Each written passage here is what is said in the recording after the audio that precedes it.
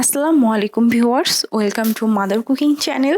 বাড়িতে চিকেন অথবা বিফ না থাকলে আপনারা যে একেবারে বিরিয়ানি রান্না করে খেতে পারবেন না তা কিন্তু নয়। বাড়িতে সবসময় থাকা আলু দিয়েও কিন্তু আপনারা বিরিয়ানি রান্না করে খেতে পারবেন। আর এই বিরিয়ানিটা খেতে কিন্তু ভীষণ মজার। আমার আজকের রেসিপিতে থাকছে আলুর বিরিয়ানি। আর ঘরে থাকা ঘরোয়া মশলা দিয়েই খুবই মজাদারভাবে এই আলুর বিরিয়ানিটা তৈরি করে নেওয়া সম্ভব। চলুন তাহলে রেসিপিটা দেখে নেওয়া যাক। প্রথমে আমি চুলার উপর একটা কড়াই বসিয়ে দিচ্ছি। তারপর চুলাটি অন করে চুলার আঁচ মিডিয়ামে রাখবো। দিয়ে দিচ্ছি সয়াবিন তেল 1/4 কাপ। দিয়ে দিচ্ছি সাদা এলাচ 3টি। আর এই এলাচগুলোকে আমি একটু ফাটিয়ে দিয়েছি যাতে এর ভিতর থেকে স্মেলটা খুব ভালোভাবে বের হতে পারে। দিয়ে দিচ্ছি দারচিনি 3টি টুকরা, তেজপাতা 2 ভাগ করে এর মধ্যে দিয়ে দিচ্ছি। এখন আমি এই মশলাগুলোকে একটু ফ্রাই করে নিয়ে এর মধ্যে দিয়ে দিব পেঁয়াজ কুচি 1 কাপ। এখন আমি এই পেঁয়াজগুলোকে এই মশলাগুলোর সাথে বেরেস্তা ভেজে নিব। আমি বেশ কিছুক্ষণ সময় ধরে এই পেঁয়াজগুলোকে ফ্রাই করে নিয়েছি। এই সময় কিন্তু এই পেঁয়াজের মধ্যে ব্রাউন কালার চলে এসেছে। অবশ্যই এরকম ব্রাউন কালার আসা পর্যন্ত ওয়েট করতে হবে, এতে করে কিন্তু বিরিয়ানির স্মেলটা খুব ভালো আসবে। আপনারা যদি পেঁয়াজটা হালকা ভাজা দেন তাহলে কিন্তু বিরিয়ানির স্মেলটা খুব একটা ভালো নাও আসতে পারে। তাই চেষ্টা করবেন এর স্মেলটা ভালো আসার জন্য এই পেঁয়াজটাকে এরকম ব্রাউন করে ভাজার। আবার খুব বেশি ভাজতে যাবেন না, এতে করে কিন্তু বেরেস্তাটা তেতো হয়ে যাবে। এই পর্যায়ে লাল পেঁয়াজটা এরকম ব্রাউন হওয়ার সাথে সাথে আমি এর মধ্যে দিয়ে দিব পানি 1.5 কাপ। দিয়ে দিচ্ছি আদা ও রসুন বাটা 1 টেবিল চামচ, বিরিয়ানি মশলা 1 টেবিল চামচ, মরিচি গুঁড়া 1/2 টেবিল চামচ, লবণ পরিমাণ মতো। এখন আমি একটা চামচ দিয়ে এই সব সমূহকে খুবই ভালোভাবে মিক্স করে নিব। খুব ভালোভাবে মিক্স করা হয়ে গেলে আমি এর মধ্যে দিয়ে দিব আলু। আর এই আলুগুলোকে আমি মিডিয়াম সাইজ করে কেটে নিয়েছি। এখন আমি কড়াইয়ের ঢাকনা লাগিয়ে এই আলুগুলোকে খুব ভালোভাবে কুক করে নিব। এখন আমি চুলার উপর একটি প্রেসার কুকার বসিয়ে দিব।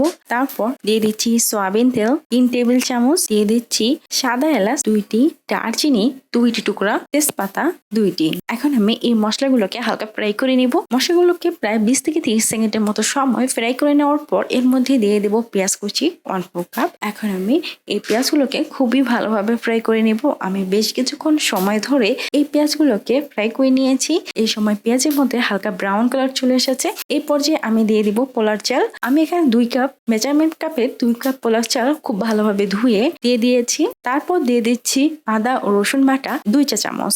এখন আমি এই পোলার চালগুলোকে বেশ কিছুক্ষণ সময় ধরে কষিয়ে কষিয়ে রান্না করব। আমি প্রায় 3 থেকে 4 মিনিটের মতো সময় এই পোলার চালগুলোকে কষিয়ে কষিয়ে রান্না করে নিয়েছি। এখন আমি দিয়ে দিব গরম পানি। আমি এখানে 2 কাপ চালের জন্য মেজারমেন্ট কাপে প্রায় সাড়ে 3 কাপের মতো পানি দিয়ে দিয়েছি। দিয়ে দিব লবণ পরিমাণ মতো, চিনি 1 চামচ। এখন আমি এই পানির মধ্যে এই চালগুলোকে খুব ভালোভাবে কুক করে নিব। প্রেসার কুকারে প্রায় একটা সিটি হয়ে গেছে। আমি সাথে সাথে এই প্রেসার কুকারের ভিতরের গ্যাসটা বের করে দিয়ে প্রেসার কুকারের ঢাকনা খুলে নিচ্ছি। আর 3.5 কাপ পানি দেওয়ার কারণে এই চালটা খুবই ভালোভাবে কুক হবে না, প্রায় 90 থেকে 95% মতো কুক হবে। এই পর্যায়ে আমি প্রেসার কুকারের ঢাকনা খুলে রাখছি। আর এদিকে কিন্তু আমার এই আলুগুলো খুবই ভালোভাবে কুক হয়ে গেছে। এখন আমি এই আলুর উপর দিয়ে রাইসগুলোকে দিয়ে দিচ্ছি। তার উপর দিয়ে 3 থেকে 4টা কাঁচামরিচ ছিটিয়ে দিচ্ছি। তারপর একটা ফুয়েল পেপার দিয়ে এই কড়াইটাকে খুবই ভালোভাবে ঢেকে দিচ্ছি। তার উপর ঢাকনা লাগিয়ে দিচ্ছি। আমি চুলার একেবারে মিডিয়াম লো আছে 15 থেকে 20 মিনিটের মতো সময় এই কড়াইটাকে বসিয়ে রাখবো। ফিরে এলাম প্রায় 20 মিনিট পর। আর এই সময় বিরিয়ানিটা কিন্তু খুবই ভালোভাবে কুক হয়ে গেছে। আর এই বিরিয়ানি থেকে খুবই সুন্দর একটা স্মেল বের হচ্ছে। আর এই বিরিয়ানির স্মেল থেকে তো বোঝাই যাচ্ছে না যে আমি এই বিরিয়ানিটা শুধু আলু দিয়ে রান্না করেছি। আর এই বিরিয়ানিটা খেতে কিন্তু খুবই মজার। প্রিয় দর্শক, এই ছিল আমাদের আজকের রেসিপি। মাদার কুকিং চ্যানেলের আরো এক্সাইটিং রেসিপি নিয়ে আপনাদের সামনে আবার উপস্থিত হব। ভিউয়ার্স, আপনাদের সকলকে অনেক অনেক ধন্যবাদ জানাচ্ছি পুরোটা সময় আমাদের সাথে থাকার জন্য। আমি উইশ করব আপনারা সবাই ভালো থাকবেন, সুস্থ থাকবেন এবং মাদার কুকিং চ্যানেলের সাথে থাকবেন। এই চ্যানেলে নতুন হয়ে থাকলে চ্যানেলটি সাবস্ক্রাইব করুন এবং ভালো লাগলে লাইক, কমেন্ট ও শেয়ার করুন। ধন্যবাদ।